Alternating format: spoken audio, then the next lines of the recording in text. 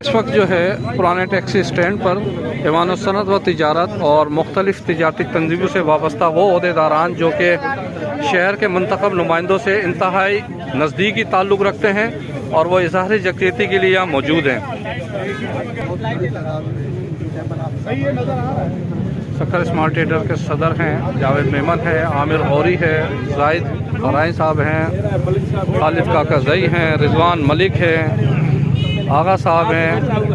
میر عبد الرحمن مینگل، سبھی تمام لوگ اظہار یکجہتی کے لیے آئے ہیں اور یہاں پر تاکہ ٹیکسی اسٹینڈ کے متاثرین کو کوئی اس کا ازالہ ہو سکے یا کوئی لا عمل بتایا جا سکے۔ اب دیکھنا یہ ہے کہ سکھر کی تاریخ میں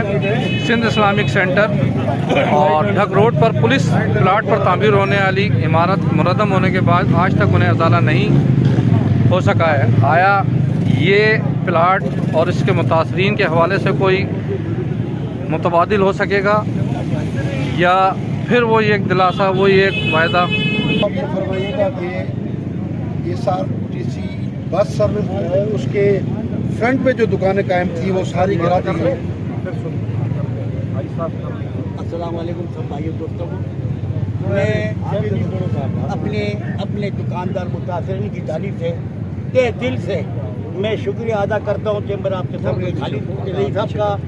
ملک رضوان صاحب، آغا صاحب، مینگل صاحب، ہمارے پپو راجہ اویس ملک صاحب، جتنے بھی اپنا عباسی صاحب بیٹھے ہیں،